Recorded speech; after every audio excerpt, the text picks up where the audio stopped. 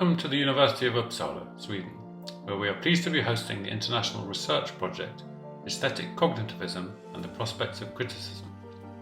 The project was conducted in collaboration with the University of Louisville, Kentucky, and is funded by the Templeton Religion Trust as part of their Art Seeking Understanding program. In this seminar, the Uppsala-based clinical and experimental psychologist, Professor Emily Holmes, talks about her research on mental imagery and its therapeutic applications in the treatment of post-traumatic stress disorder, where the frequency of intrusive images is shown to be reduced by a process in which the brain's visual processing resources are diverted elsewhere. In a more speculative vein, she also considers how Vermeer's painting, The Little Street, painted in response to the 1654 catastrophe in Delft, Holland, and commonly known as the thunderclap, might be understood in similar terms. I'm delighted to be able to welcome you all to the first of our seminars over Zoom this semester, but I'm especially delighted to be able to both welcome and introduce to some of you Professor Emily Holmes, who is one of our collaborators on the project. And we're really thrilled that she is part of our team. We feel safer in our kind of empirical endeavors because Emily is with us. And Emily, of course, is a clinical and experimental psychologist. She has worked in various places, but Oxford and Cambridge, Karolinska here in Sweden, and is now in Uppsala. And she is a member of the Royal Academy of Sciences here in Sweden. She's also a member of the Royal Academy of Art in the UK. She's a recipient of many awards and medals.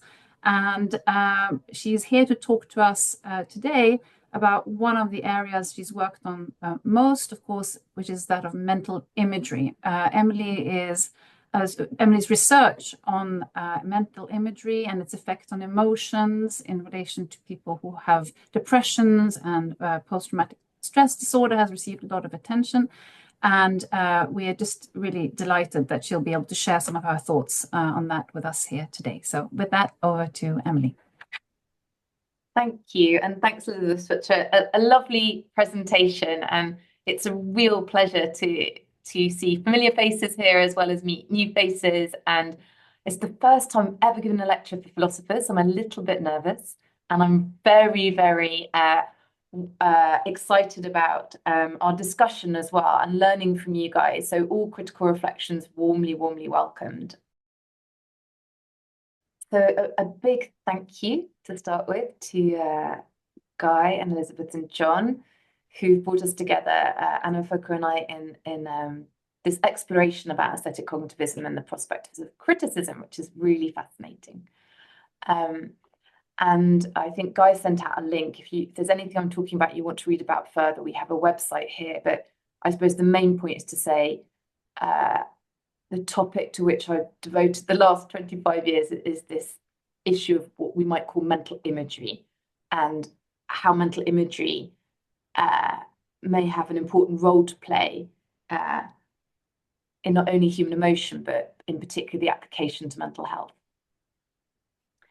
And to get to this point, it's a slightly unusual thing to study mental imagery in psychology. My background, I'm trained and I worked as a clinician. I love experimental science and scientific methods. I'm an experimentalist. And I also have a background in cognitive neuroscience, so sort of neural or brain matters, as it were. And the reason to bring these together really is because I've been so curious about, as a clinician, I love psychological treatments, but I also feel like there's so much we still left to do to innovate compared to other areas of medicine. And I'm really fascinated about how we think in mental images. So the talk that I would love to share with you today has its roots in my election to the Royal Academy of Arts. And I was asked to give their annual talk, which for me brought, it was an enormous honour and a thrill, but also a rather terrifying thing to do. Because the first thing they do is gave me an example speech, which was by Winston Churchill. And so I said, gosh, could you give me any examples of speeches by scientists? And this is the journey that I'm going to share with you that came from this moment onwards. So this is what the Royal Academy looks like. The first thing that happened when I thought about this was the walls of Burlington House.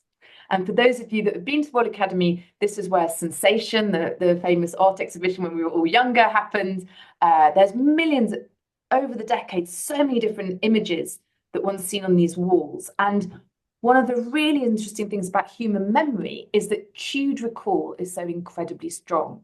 So if you go back to a place where you've been before, the most likely thing that will happen is that memories will pop back that are cued by those same surroundings, in this case, walls. So you sort of start to see picture after picture after picture. Now, in German, that effect's called Kopfkino, cinema of the mind, which is a lovely term. We don't have quite the same in English or Swedish. But it's really interesting, and it's about how, particularly at times of emotion, our mind can go into sort of visual overplay. So that's what happened to my mind when I was asked to give this talk in those walls. So then I said, well, okay, so no scientist has given this talk. Have you ever talked about science? Now, that's a very interesting thing to ask an arts establishment. And there's some wonderful historian librarians in the Royal Academy of Arts, and they went back through the archives.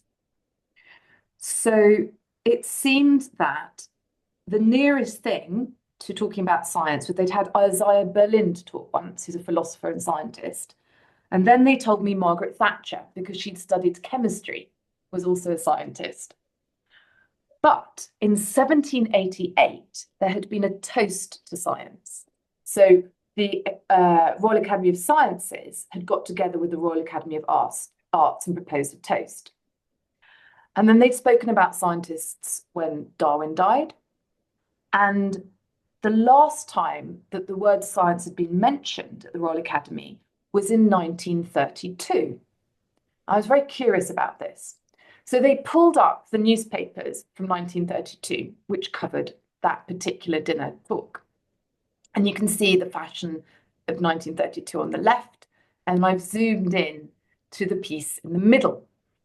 And what's really interesting is that they'd invited Rutherford, and Rutherford to me is a bit like Calder. He did the sort of planetary model of the atom to talk. And Rutherford represented science at that particular arts meeting, and actually joked about Einstein, but that's a whole other thing.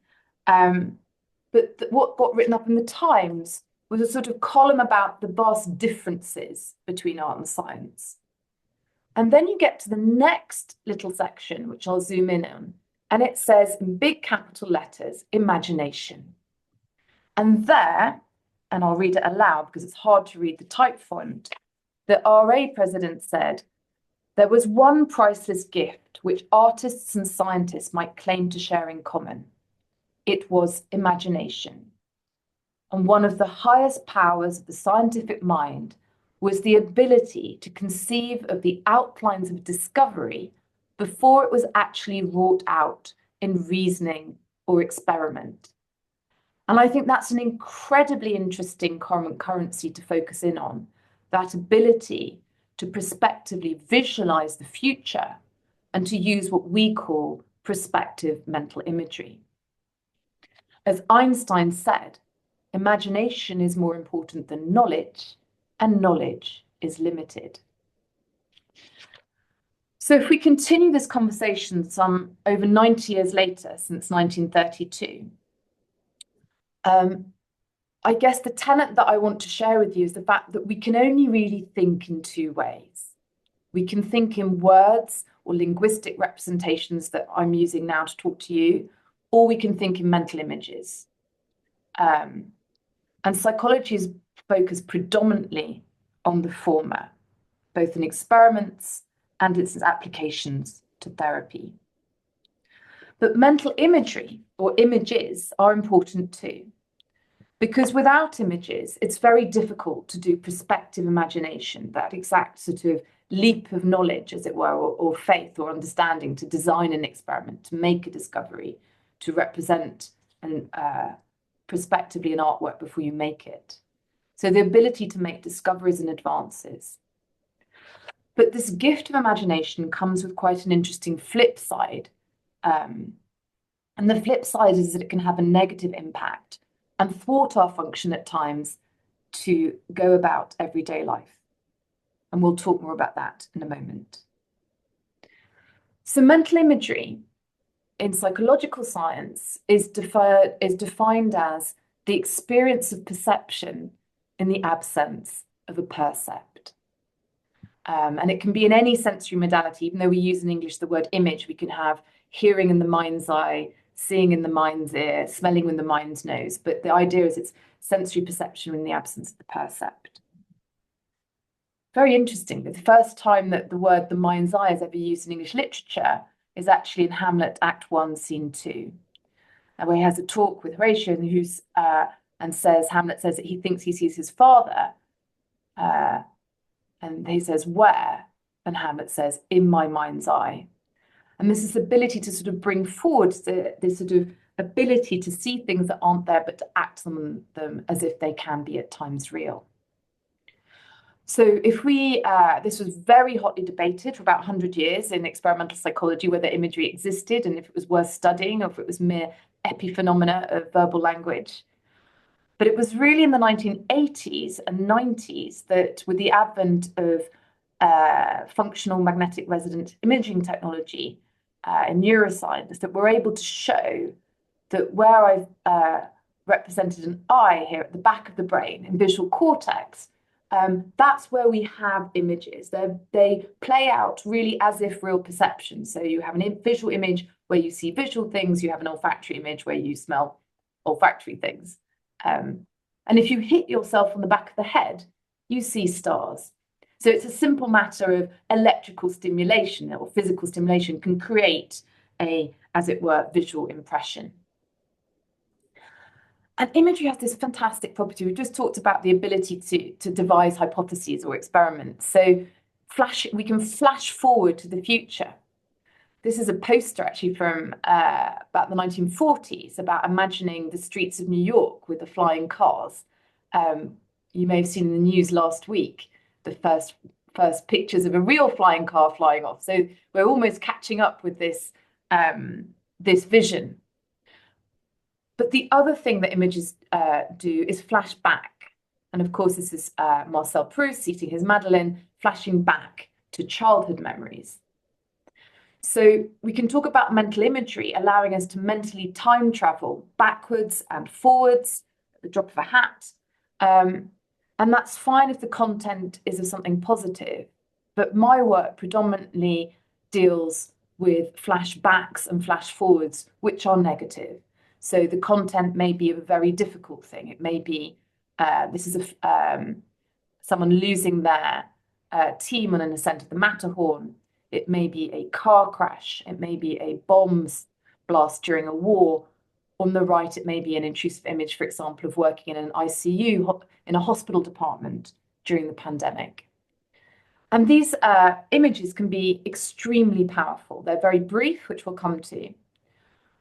But what we did for a number of years was try and go back to very simple questions like, why have images been, for the most part, neglected in psychological or cognitive neuroscience? But actually, they may have very powerful impacts. So we set up a series of experiments of the sort that we may also be doing in our Templeton work, which is to compare different ways of thinking. And if I was to invite you into the laboratory, I might ask you to think about, for example, a painting and the word slash. And I might say to you, could you create a sentence for me to put together the word painting and the word slash? And then you'd be in my verbal group, as it were. Or if you're in my mental imagery group, I might say, could you imagine a painting combined with the word slash in some way? And you might have an image. And of course, at the Royal Academy, I had to sort of think about this particular image. That's from 1914 in the suffragettes' attack on Henry James's portrait by Sargent.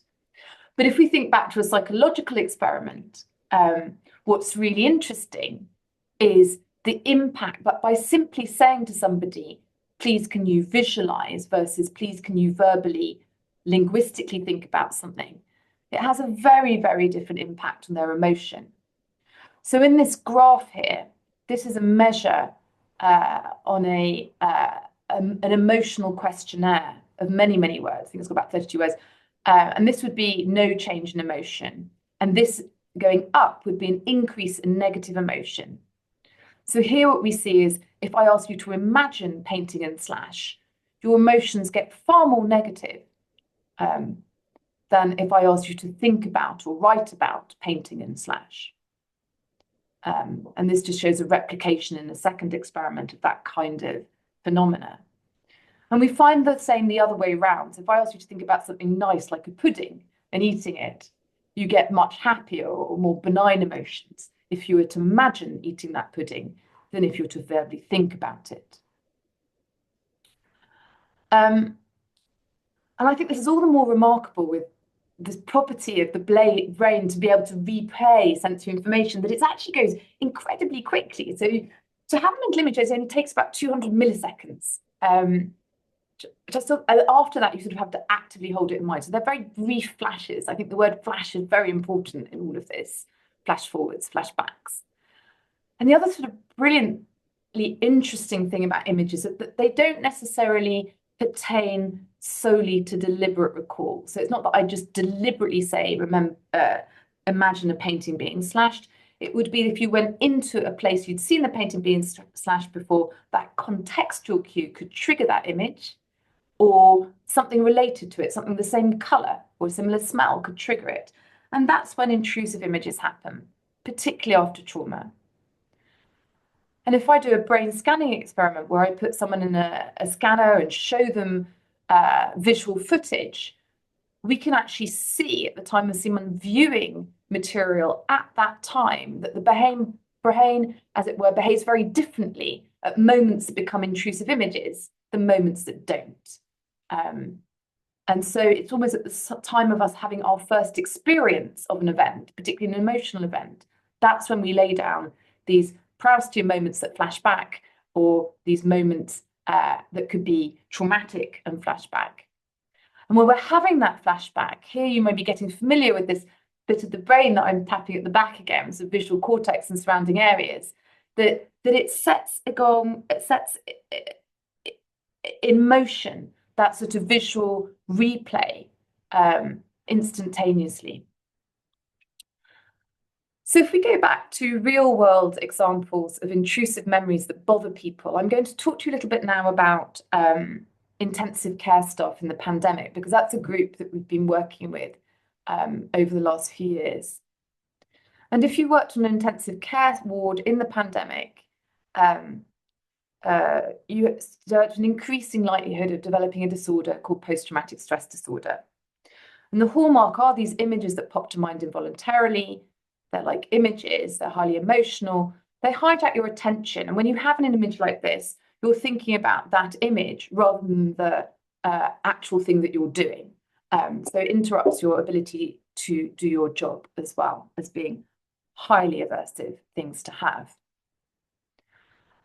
And the scientific question that has engaged me over the last almost 20 years is this, which is, how do we reduce the number of times an unwanted and intrusive image flashes back to mind? And the answer, or the hypothesis driving the answer to this particular question, is an observation about the human brain being a limited capacity processor. So unlike what we would like to think, we can't actually do two things the same type at once. And one thing we can't do is have two images of any type at the same time in our heads and look at both of them at once. So it therefore stands to reason that if we had someone's flashback image in mind and we made someone else do something that also required processing an image, that would compete for the same, as it were, information processing resources and weaken the traumatic image. And there are lots of different things that we can do that require imagery. One could be looking at paintings. Another could be folding paper in origami. Another could be jigsaw puzzling. But there's all sorts of activities that involve using up our, as it were, this part of the brain involved in visual and spatial processing. And one of the things that we can do, it's very engaging, that exists on all of your smartphones, are computer block puzzle games. And this is what somebody's brain looks like if I put them in the scanner and ask them to play the computer game Tetris, which is a game you can see here on the right, where it involves a block puzzle where your job is to put the pieces into rows and complete rows. And it's just simple geometric shapes, color, and motion. So that's a quite good example of a potential imagery competing task. And what someone has to do is they have to think about the next upcoming block and then think about the optimal place to put it. But it's not simply playing Tetris. It's not just the swiping and the doing. And I'm not going to go into the many, many experiments that we've been doing over the last 20 years, but I will say that it's a 3-part procedure, which looks a little bit more like this. And it's something about picturing, bringing an image to mind. It's something about learning to mentally rotate information to maneuver an image in the mind's eye. And then it's something about engaging in this immediately afterwards for approximately 20 minutes. And what we do in experimental science, and why it might take, might sound like a terribly, terribly simple idea once you know what the solution is. What it might take is about 20 years of different, experiments to work out how many minutes of something, how to bring something to mind, what exactly to do, and what the parameters are. And what empirical science helps us do in this problem is sort of puzzle out what that might look like. To the point, though, after all of these years, it's about 15 years of laboratory experiments, what would happen? Could we actually bring this into something in the real world context? And in this case, help people who were working in ICU in reduce the number of times intrusive, unwanted images of their work-related trauma would pop to mind. And this is work we're very grateful to the Wellcome Trust in the UK and the Intensive Care Society and my collaborating colleagues at P1 Vital. And so people could take part in this study if they worked in ICU and had at least 3 flashbacks, intrusive memories a week. And we randomized them in what's called a randomized clinical control trial, which basically means people don't know which group they're going to end up in, but we put some people in one group and some people in another group. And through the process of scientific method, we're able to see if one group is doing better than the other. And obviously what we wanted to test is whether our intervention was better on reducing the number of intrusive memories. And we had mostly nurses and doctors taking part in this. They had a vast trauma burden working the pandemic, about 35 work-related traumatic events at the time they took part in our work. And the intervention consists of this very simple procedure where they don't have to talk about their trauma or what happened, and the dose is 1 session. So they have 1 guided session with us, after which they've learned, should they have a new trauma or a new intrusive image, how to do the procedure. Now, this is an image that I had on my wall for many months after we got it, and I'm going to talk through the results. So on the y-axis, the vertical axis, we had the number of intrusive memories kept in a daily diary by intensive care staff. And in the yellow, we have those that took part in the intervention. And the black, we have people who were put in a placebo, as it were, condition. And what we can see is coming into the study, people had about 14 flashbacks a week. And this is where they then get, and it's the same in both our conditions. And this is when they then get the intervention. So they get 1 session of seeing us, and then they can use it by themselves, the imagery competing task intervention. And what we see at week 4, so a month later, is it's gone down to a medium of 1 a week if they've done the imagery competing task intervention to help the flashbacks stop intruding to mind. Whereas in the placebo condition, there's a small reduction over time, which is not significant compared to the intervention. But then if we give these people the intervention, we get their flashbacks to go down again after a week. So scientifically to us, what that tells us through the experimental design is the intervention is causing the reduction in the number of intrusive memories. And I've just put this up because it's very interesting that it's a very non-intuitive thing to ask people to do after trauma. So we don't think it's driven by placebo effects.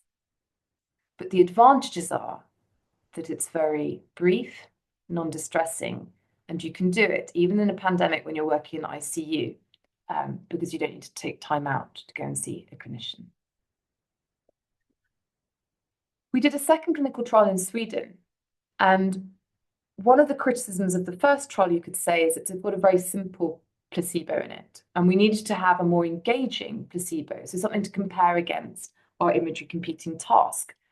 And I thought this would be interesting to explain to you, because what we actually used was a podcast on philosophy, which was actually, if anyone who's based in Sweden knows, is on something on our main radio station called Philosophiska Rummet.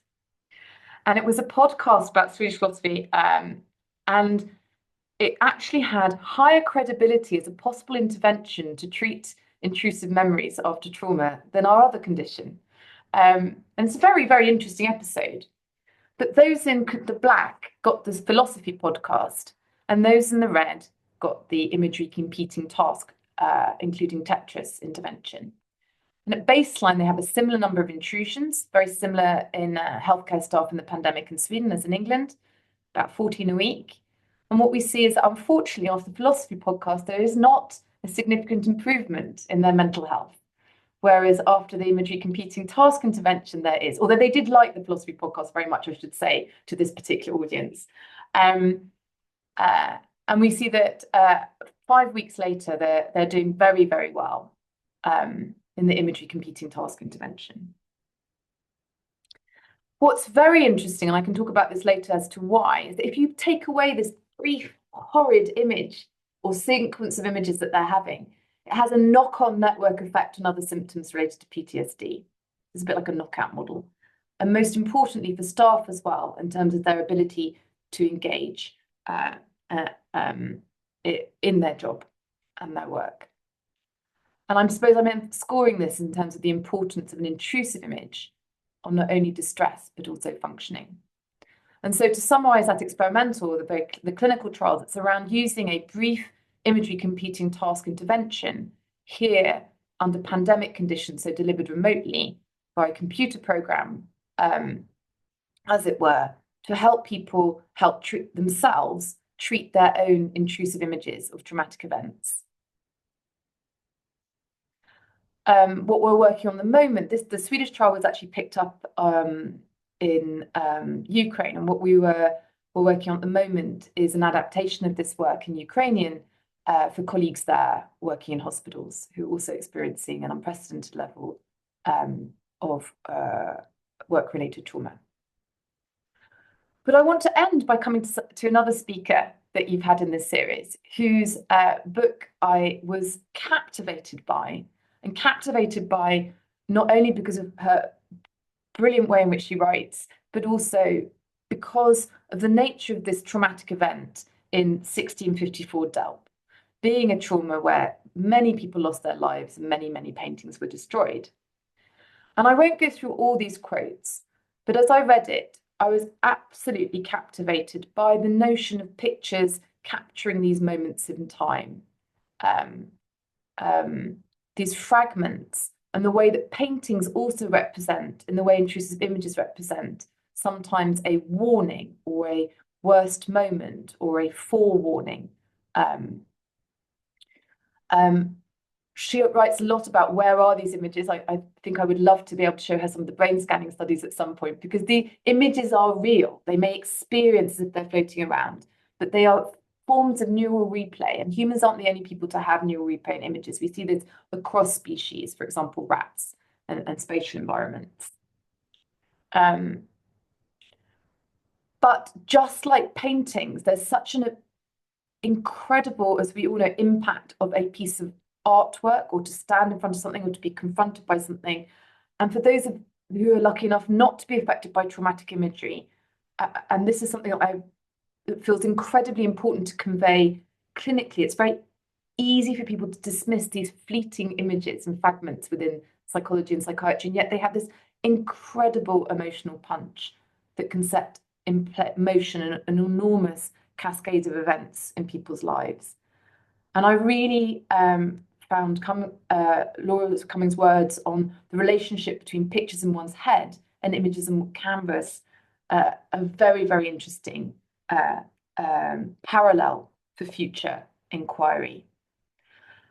And after the thunderclap, she writes around some people who are repeating Van der Pol, for example, 20 paintings, a little bit like we see these repeated internal images of moments of the blast, of portraying what happens in the trauma of realizing those stills, as it were. But I think what's also really interesting and absolutely fascinating, and I'm almost finished, this is just sort of tying a knot back in about noticing that she'd had a picture by Vermeer throughout the pandemic. So she writes about, interestingly, the same thing that we became preoccupied about, which is the incredibly vivid and haunting flashback imagery of from the ICU staff in the pandemic, but also how this particular painting by Vermeer brought to her, and I suspect to Vermeer, and this is the hypothesis, which she speaks about as a vision of harmony, diligence, and order. And I have this wonderful word, transfixing exhilaration. And if we look at this picture of the little street, it's one of two paintings, I'm sure you know, that Vermeer did, that are cityscapes as opposed to more indoor figurative work.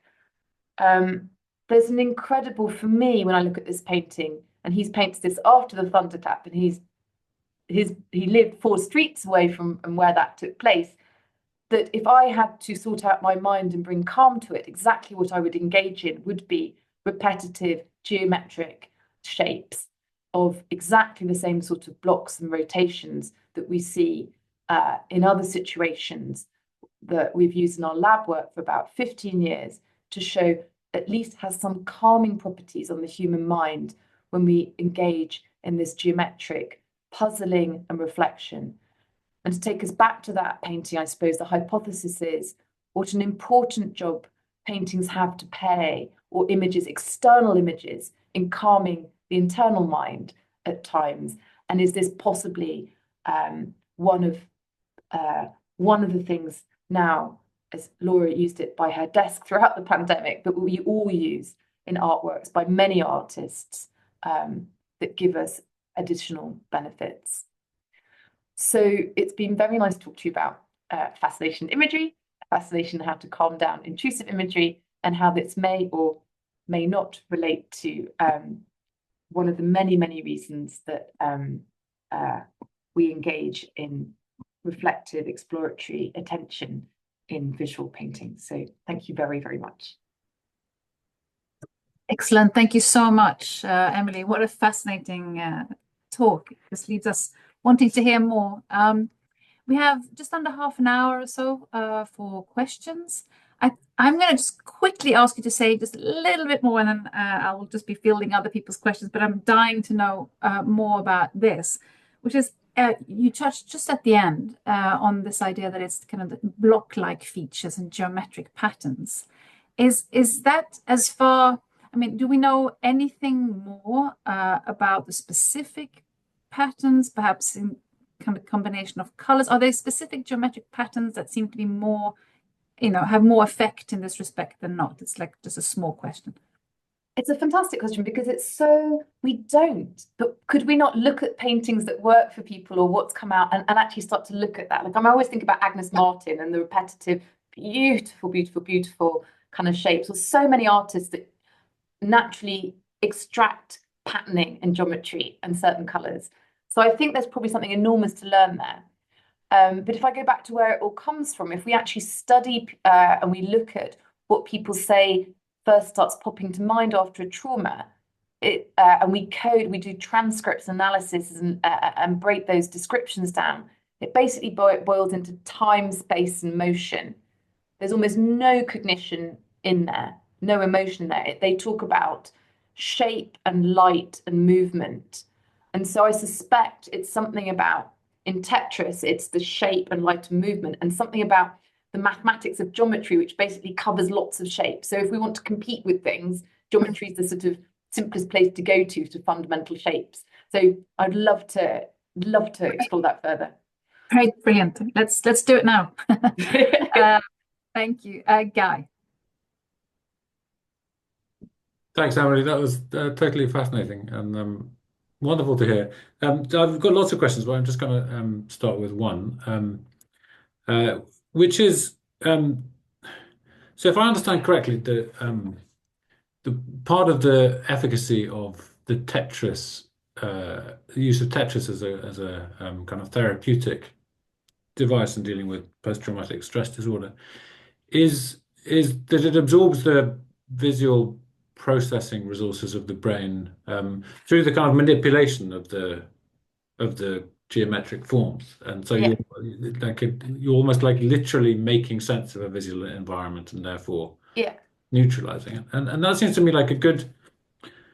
It's obviously just brilliant what you've done, but it seems to be really interesting because one way of thinking about what paintings are, which you can then extend to what works of art, like even non-visual art, could be in general, is that there are things which are designed to hold the gaze. Yes. So they're designed to be looked at, and they're designed to be things that invite us to make sense of them. But there's also a certain sense in which is um, kind of central to the whole concept of the aesthetic value of works of art is that there isn't an end to making sense. That we don't go, oh yeah, and I've got it now, and you close it up, and you can. So there's a certain sense in which one kind of paradigm for works of visual art and works of art in general is that they are rather like intrusive images, and that they invite us to Yeah. make sense of them, often in very pleasurable ways, often in more alarming ways, but nonetheless, the invitation is there, but also the kind of resistance to an easy end. Yeah. So, yeah, I mean, is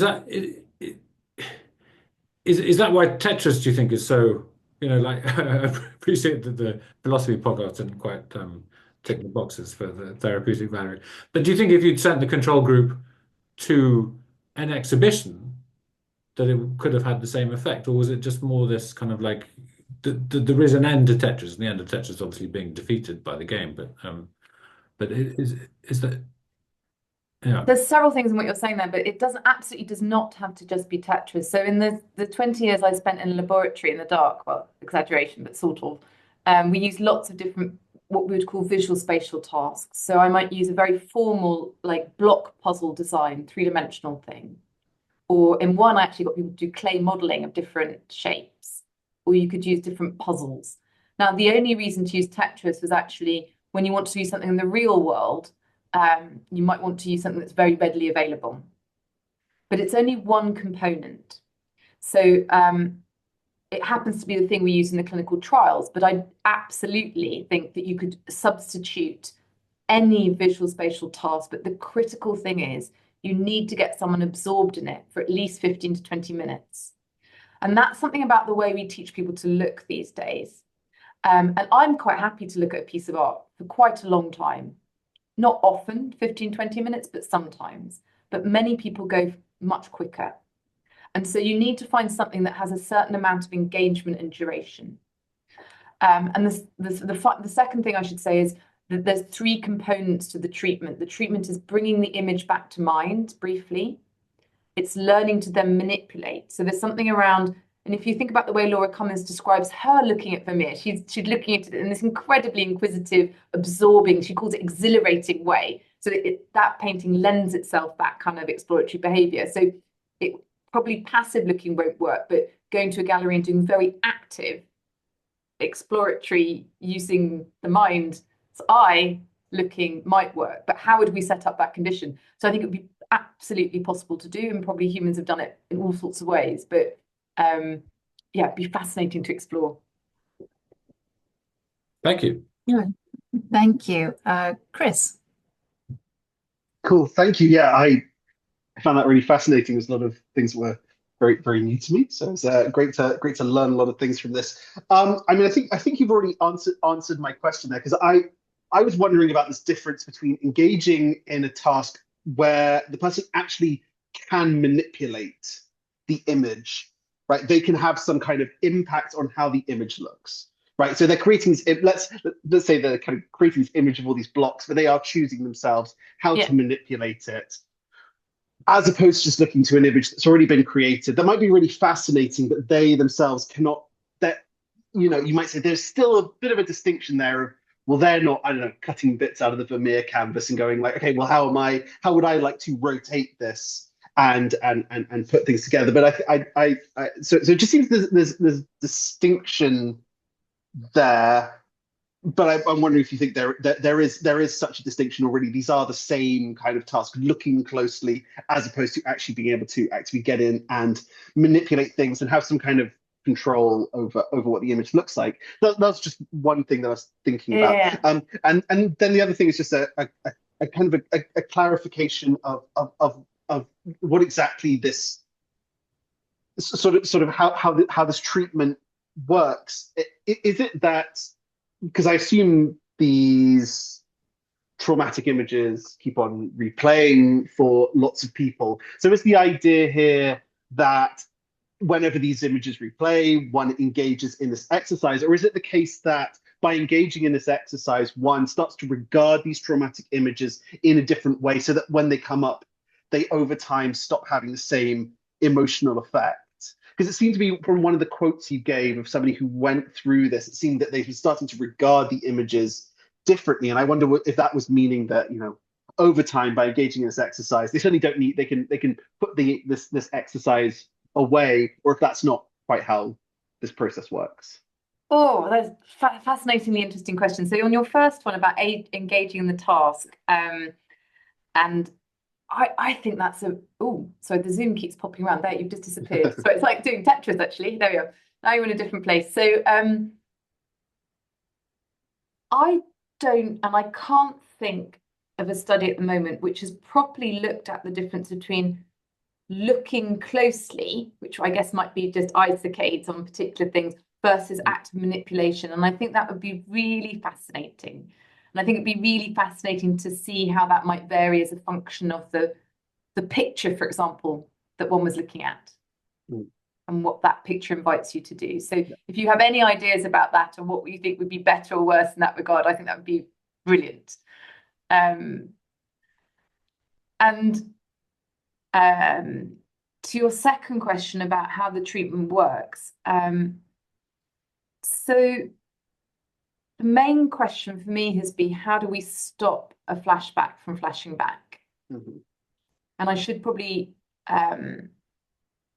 be very, very clear that we're not deleting memory. In fact, we've done loads of experiments showing that you can still remember the facts and the figures. In fact, it's kicked off a whole debate in mainstream human memory, because this issue that you can remove an involuntary, you can stop an image flashing back but still remember what's in it. And that's very important to me for clinical reasons. Someone might want to testify in court, for example. So the object of the treatment is to stop the intrusive trauma image, the flashback, from flashing back. And what I showed you in the graphs is that we go from many, many times a week to effectively 1, or for many people, 0, which is also very, very exciting in the area of mental health. So we're looking at cure rather than just bringing someone's symptoms down a little bit. So that's the objective. Having said that, if you also then look at what's possible. Now, this is a whole thing what I haven't done, which I would love to do, which is say, how can one view, when you have an intrusive image, it's so strong that it's quite hard to inspect and form opinions about. So people often do say that they have a slightly different relationship to the image. And I suspect once you slow it down and it's not controlling you, but you're allowed to inspect it, then you do change your relationship to its content, which is a marvelous thing that can happen. And people can often start sorting out their own beliefs about what they see. But when something's invading your mind like that, it's very hard to do it. Does that make sense? Yeah. But I think there's a whole line of inquiry in your second question that's ready and waiting to be done. Cool. Thank you. Thank you. Great. Thank you both. Carl. Hi. Okay, sorry. I couldn't figure out how to unmute my screen here. Thank you for the talk. My question is something that's a bit tangential to the actual experiments that you did with regard to intrusive images. But you mentioned at the beginning, I'm interested in the nature of the imagination in general. Yeah. And of course, in relation to images, I'm a film scholar. And one question I had was whether you said earlier on that humans think in words and images. So I imagine that humans also imagine in words and images. But I wonder if imagination is more complex than that or more mysterious than that. For example, I'm thinking of theory of mind. You know, when we see a character on the screen or when we see someone in our home world, an actual person, and we imagine what they're thinking or what they're feeling. Do we do that in words in our mind? Or is there something less tangible going on that we don't really understand? I mean, I'm asking you as a researcher in the imagination if you have any thoughts about that. There's some really interesting things in there, and I'd be very keen for your views as you say you study film, Carl. Mhm. So when I kind of put the sort of very bare bones of how do we think, I mean, I suppose when we think of words, I think about verbal linguistic propositions, so language, the way we're talking now. And images is all the other sort of sensory replays. And I'm also thinking slightly neurally, like verbal bits of the brain versus sensory bits of the brain. And there really isn't very much else we can do. Those are the only ways we can kind of experience our own thought. When it comes to theory of mind, and that's something that I think is very interesting, particularly in psychopathology, because there are also disorders that are associated with deficits of theory of mind. So, for example, a diagnosis known as autism, people find it very difficult to imagine somebody else's mind. And I think what we're talking about there sometimes is not just words or thoughts, but the ability to understand the difference between words, thoughts, and reality. So we worked with children, for example, with a diagnosis of autism, and they have very, very high rates of anxiety. And one of the things that came out of that work was when they had an image, say, I'll just take a fictitious one of a spider, they found it harder to distinguish the spider being a real spider and the spider being an imaginal spider in their mind's eye. So their own theory of mind about the spider and where the spider is and the threat to the spider gets very confused. And that applies as well to the social minds of others. It's harder to imagine something from a different perspective. But at the end of the day, I still think that there's something about this sensory replay that's particularly tricky, both because it takes us to being as if real simulations, but it also because it's the vehicle that allows us to take as if other simulations. So there's also a condition called aphantasia. I don't know if you know about that, where people can't imagine at all. And that's really, really interesting. So I don't know if that's answered your question or raised even more, but what do you think, Carl? What do I think? Well, I'm trying to work through these issues. I think that there's more going on in our imagination than imagining either words or images, but I can't say exactly what that is. So that's where I am right now, to tell the truth. So I suppose it comes back to the original bit in your question, is there something mysterious? And it'd be really interesting to know what that is. Yeah. Well, I'm not a new Mysterian, but there's something we don't quite understand about the nature of the human imagination. I think that when we engage in theory of mind, there's not a series of words going through my head, but yet I tell myself that I understand what another person is thinking, right? There's something about the nature of thought that is extra linguistic. It could be an image or it could be words, but I wonder if that's the case. That's It's a genuine question. I don't have an answer to it. And I share your genuine curiosity as well. Like, if it was something else, what does it allow us to do? Or what do these combinations of these two things together allow us to do as well? Yeah. Sorry, I'm going to jump in there. Are you thinking more in terms of some kind of hybrid there, Carl, that is not helpful to draw that distinction in imagination? Or I know you just said you're still working on it, but well, for example, think of intelligent animals, non-human beings who seem to be able to understand. For example, a dog can often understand what a human is thinking or feeling, and the dog doesn't have theory of mind, and it's certainly not. I mean, the dog doesn't have language, and the dog isn't merely using imagery, but is processing that imagery somehow. And could you say that a dog is imagining somehow what its owner is feeling or thinking or what it wants him to do? So I wonder if language is necessary for the imagination or for conceptual imagination. There could be something extra linguistic about the very concepts that we use.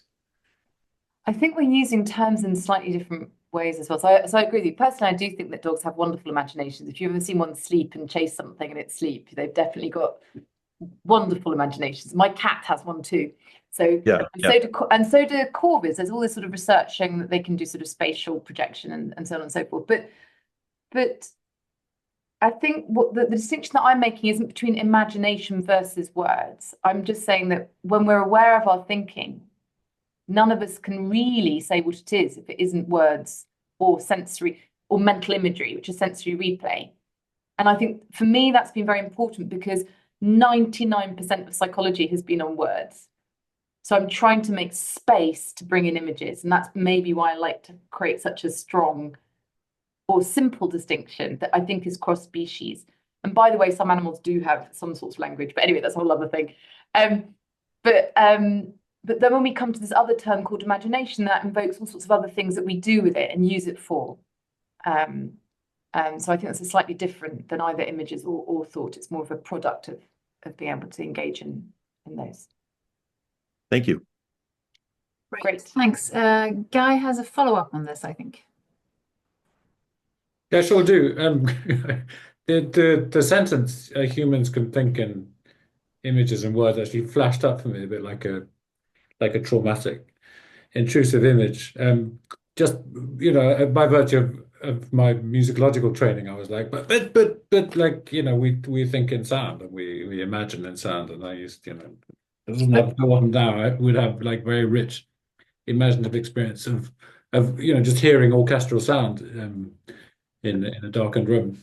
But it's less. I just interject to say, so that's auditory image. So imagery here means all sensory modalities. So music. So you can, for example, the classic thing is you can ask someone to sing "Happy Birthday" in their head. Yeah. Fantastic. But so the question is really whether the contrast is so not between words and images. Well, I understand images like reaches out and this further thing, but it's kind of like things. So like words and units of language, whether the individual words or phrases or sentences, in a way can be understood as things which unify aspects of our experience. So they're ways in which the human mind kind of gains control over its environment in the simplest possible way. Which is why like a linguistic environment probably tends to be much more emotionally stable and neutral than environments where we have, in some senses, like necessary access to imagery. And that can be like sonic imagery or and so maybe the contrast there is really like between aspects of our experience, whether it's past experience that we can't process or what's in front of us right now, can be unified in that sense, and that a function of that unification is it's kind of like emotional, like neutralizing the emotional resonance of the thing. Between that and then the kinds of images which either because they are significant of trauma or just because they're just very, very compelling. So like, post-traumatic stress, flashback, or a poem, or a painting. That's why they never quite, we never quite gain control over them. And so maybe that's the great contrast here, and that's what I'm hoping. Really interesting, and it's so nice to be able to sort of bring out the texture in that contrast as well. Yeah, agree. Great, thank you. We just got a few minutes left. I'm gonna we've got two questions, Petronella and Axel. Yeah, thank you. That was really stimulating. I was wondering whether it plays. You spoke about the relation between images and emotion, and I was wondering to what extent it plays a role that in this exercise of playing Tetris, that those they are images that are very neutral. They are not at all emotionally laden, it seems to me. So is that, like, in comparison with certain paintings, you mentioned the Vermeer painting that is somehow calm and has that emotional effect. So to what extent have you somehow examined, or the role that it plays, like the kind of image and the kind of emotion that that are evoked by the image, or the play, the work with images, if that plays a role? Yeah. Or to what extent it does? So I think it has a huge role. So I guess there's two different lines to my work. So first of all, I completely agree with you. Images have an incredibly profound impact on emotion. And what we were just stunned to find is that no one had actually tested that empirically before. So that's why we did lots and lots of experiments just showing image, big impact on emotion of all types, by the way, positive emotions, negative emotions, and so on and so forth. So you're right that images, and for the sort of reason Guy said, pull in all sorts of stuff, because then you sort of get this privileged access to autobiography and emotional systems, and your brain as well starts pulling it into those areas. But in the second line of my work, which is more about how do you calm down an image that's coming many times, when you've got a highly emotional image, I guess the thing that I was so curious about was was to use a calm image, because it didn't seem, you could theoretically, I guess, combat one emotion with another emotion. And the obvious example is an incompatible emotion like fear with humor. And I do that in another area of my work called imagery rescripting. I haven't had time to talk about now, but it's quite hard and it requires a clinician. So what I was interested in this line of work was a very sort of reductiveness thing, which is what is the simplest possible thing that we could do? What is the least we can do? And what's the gentlest we could do? And what wouldn't require human guidance? And that's why we started using the very neutral ones. And then the other sort, I suppose, the radical hypothesis is that you can calm down highly negative emotion without touching the emotion or the content or talking about it at all, that you're purely working on the sensory perceptual level. And that to me was really exciting to explore. Yeah, that's yeah, I had to follow up, but maybe I leave the space for Axel. Thanks, Petronella. Yeah, we'll take one last question because we're nearing 4 o'clock. Thank you very much. That was excellent. Okay, I'll be really quick. So maybe this is a question rather for evolutionary psychology than clinical psychology. But I was wondering whether there are any explanations for why there is this rather self-destructive function of generating intrusive images in the traumatized mind. Why does this exist, this function? Well, it's so interesting because actually it's probably very useful for us to have them. So if you, sort of classic, and I'm sorry to use a tiger example, but as you asked me an evolutionary question, if you were in the jungle and you saw a flash of orange roaring at you, it might be, and you didn't get eaten up, it might be very useful next time you saw even 200 milliseconds of orange to jump up a tree. So you want something very quick that doesn't involve, shall I jump up the tree, that just gives you an action template for doing something that gets you safe and out of danger.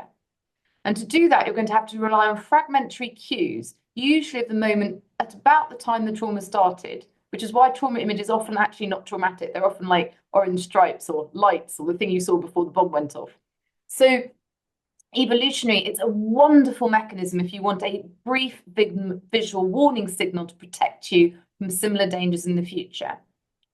The problem is, it's not a system that I think is designed, for example, working in an ICU unit and having repeated trauma. And trauma is defined, I should say, as severe injury, death, or dying.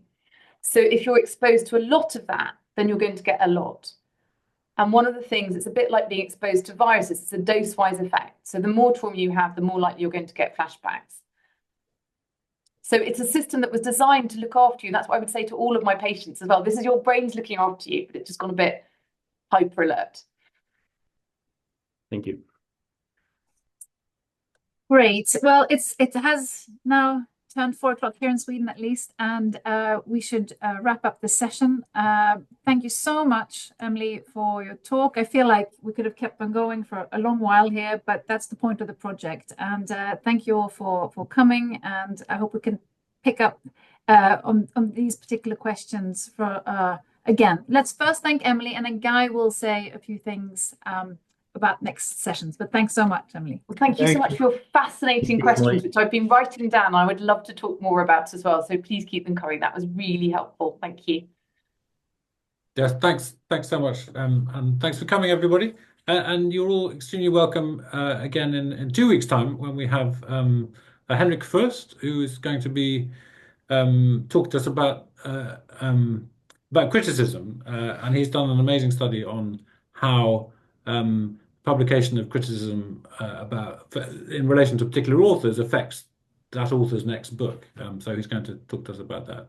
So a little different track, hopefully not too much post-traumatic stress disorder induced by reviewers there, but we'll see. And then a couple of weeks after that, we have Anna Fokker, who is also a partner on the project. Is going to be talking about the digital humanities side of things. And then later in May, we have Carl Plattinger, who is here. Thanks very much for coming, Carl. We're looking forward to that. And Sonia Sedevi and Ryan, who is also here, will be speaking the last of our seminar series this term. But thanks very much, everybody, for coming, and look forward to see you again soon. And thanks again, Emily. Terrific. Thank you. Bye, everyone. Thank you. Thank you for listening to this recorded seminar from the research project Aesthetic Cognitivism and the Prospects of Criticism. To find out more about the project, please go to our website www.aestheticcognitivism.com.